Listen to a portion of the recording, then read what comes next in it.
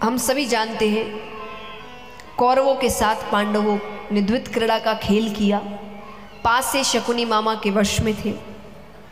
पांडव अपना सब कुछ हार गए। अंत में उन्होंने कहा दाव पे लगाने को कुछ है नहीं। कौरव कहे ऐसे कैसे नहीं, अभी तो द्रौपदी है। देखिए एक बात मैं बताना चाहूँगी, कई बार आपको आपके ही धर्म के खिलाफ किया जाता है गलत बातें बताकर। जो हुआ उसकी सफाई नहीं है, उसका तो दंड ही महाभारत का युद्ध है। लेकिन फिर भी जब इस प्रसंग को इस प्रकार बताया जाता है कि जब द्रौपदी जी को दांव पे लगाया तो इसलिए लगाया क्योंकि वो एक नारी है और नारी को अपनी जागीर समझा जाता था। जी नहीं, यहाँ ये नहीं हुआ था। तो युधिष्ठिर दांव पे लगा रहे थे क्योंकि वो सबसे बड़े हैं। उन्होंने सबको लगाया, एक एक पांडव दांव पे लगे हैं, अर्जुन, भीम, नकुल, सहदेव सब लगे हैं।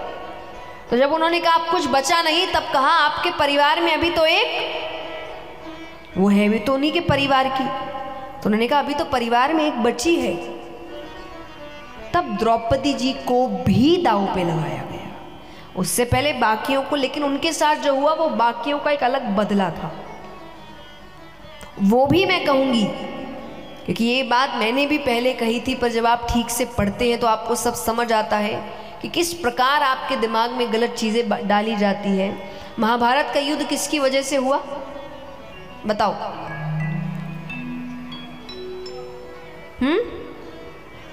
बताइए, आपने भी जो सुना है जीवन भर, महाभारत का युद्ध किसकी वजह से हुआ? द्रौपदी की वजह से। क्यों? क्या बोल दिया? अंधे का पुत्र अंधा। ऐसा कुछ नहीं हुआ था। ये मैं उनको नहीं कह रही, मुझे भी लगता था। ये इतना प्रसिद्ध कर दिया गया था, ये सीरियलों में दिखा रहे हैं। इसीलिए एक बात कहूंगी, अगर भगवान के बारे में कुछ जानना है तो सीरियल ना देखें प्लीज।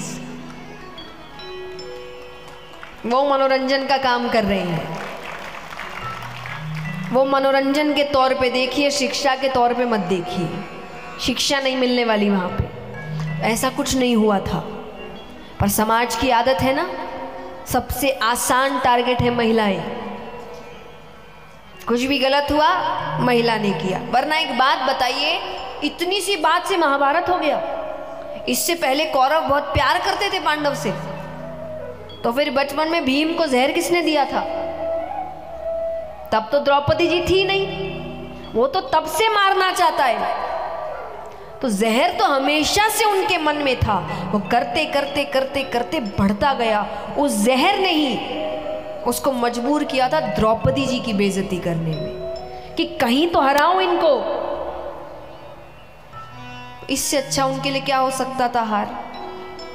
कि तुमको जिसकी रक्षा करनी थी, देखो मैंने क्या कर दिया।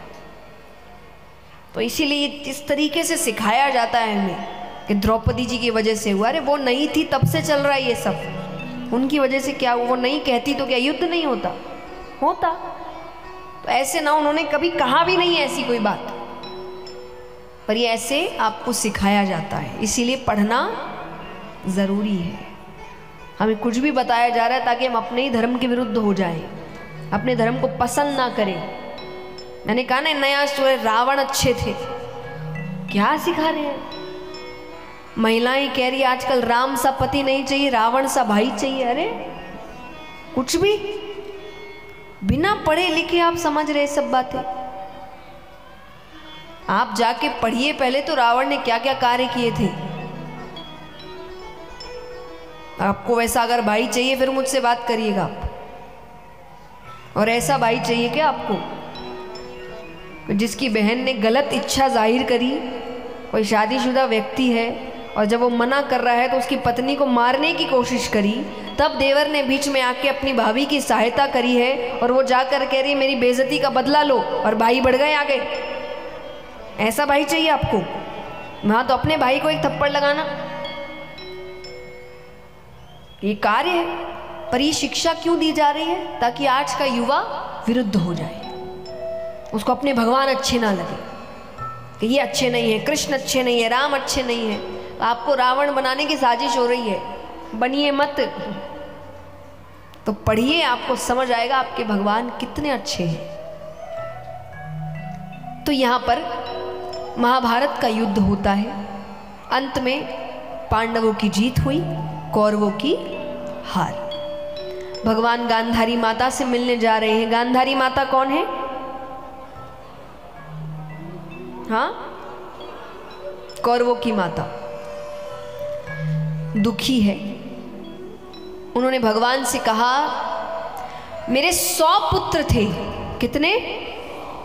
100 के 100 मारे गए तुम्हारी वजह से। तुम नहीं होते वो पांडवों में से ना एक नहीं बचता। तुम उनके साथ थे, मेरे सारे बच्चे चले गए, मेरा वंश खत्म कर दिया तुमने। तो मैं श्राप देती हूं, तुम्हारे वंश में भी कोई नहीं बचेगा। भगवान ने कहा अच्छी बात है, मैं सोच ही रहा था उन्हें खत्म कैसे करूं। अच्छा, क्यों सोच रहा था? क्यों कोई सोचेगा ऐसे? आज किसी छोटे से स्थान में कोई व्यक्ति है जिसके पास बहुत पावर है, उनके बच्चे गलतियां करते हैं, बदमाशी करते हैं, और कोई उनसे कह दे कि तुम गलत कर रहे हो, तो क्या कहते हैं? तुम जानते नहीं। बताओ, डायलॉग आपको तो पता ही होगा, तुम जानते नहीं। अच्छी भाषा में कहे तो तुम जानते नहीं मेरे पिता कौन है। इस भाषा का इस्तेमाल वैसे होता नहीं है। तो यानी छोटी सी जगह में थोड़ा सा पावर मिलने पर यह हाल हो जाता है।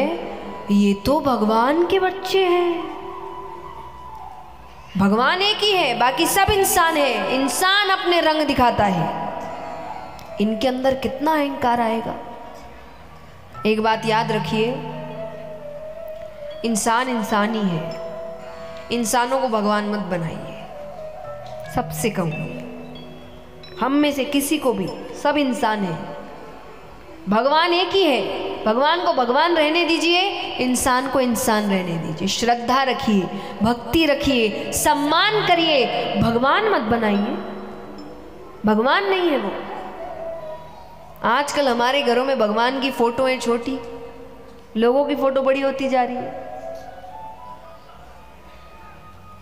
ये मत करिए, भगवान को भगवान रहने दीजिए। और इतिहास उठाकर देखिए, जब जब इंसानों को भगवान बनाया है, गलत हुआ है। क्योंकि हम इंसान हैं ना। हमको आप किसी भी इंसान को अगर भगवान का दर्जा देंगे, बुद्धि किसकी भ्रष्ट नहीं होगी।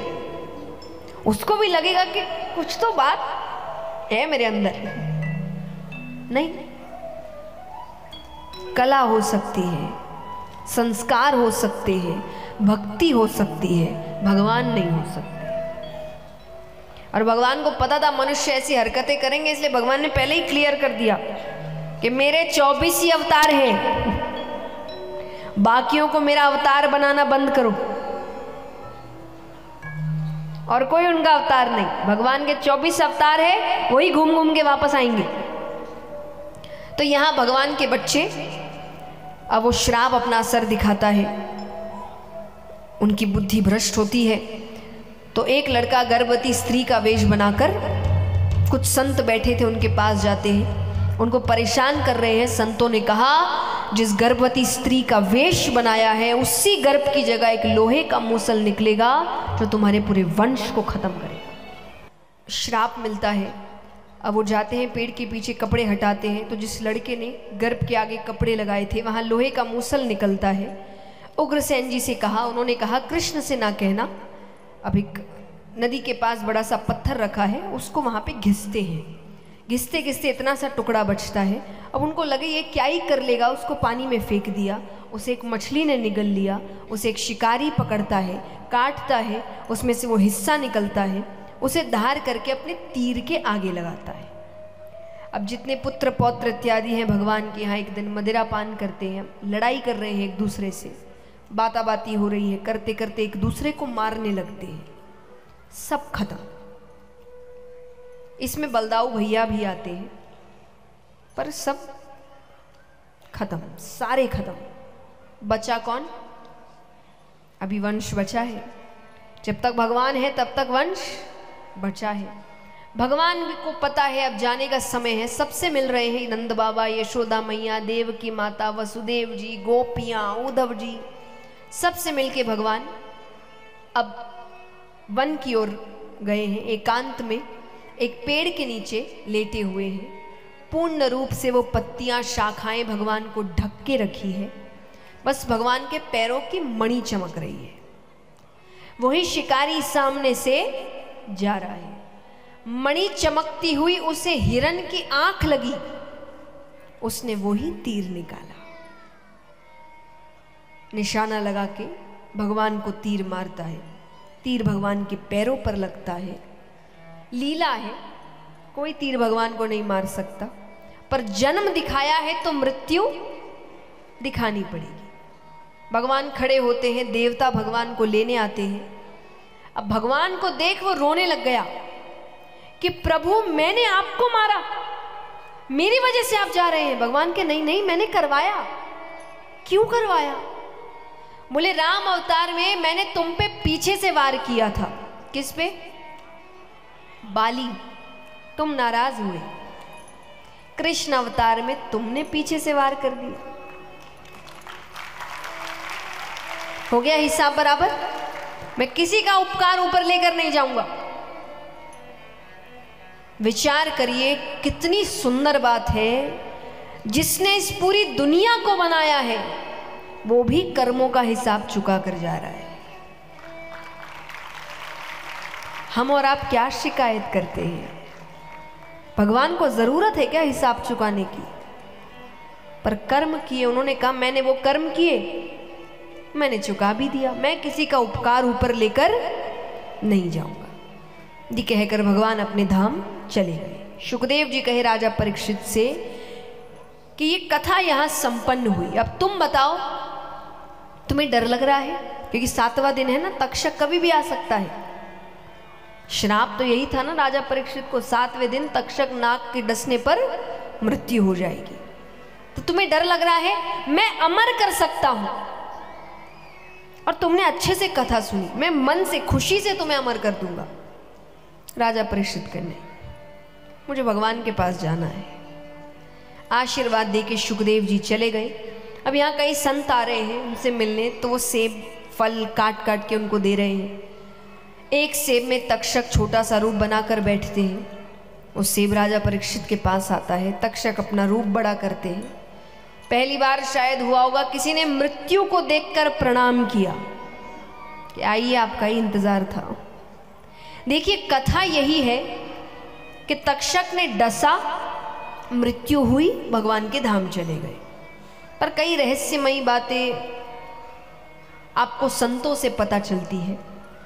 तो कई संतों से, गुरुजनों से सुना है कि तक्षक को देखते ही राजा परीक्षित ने अपने नेत्र बंद कर लिए, उनके प्राण उसी वक्त चले गए।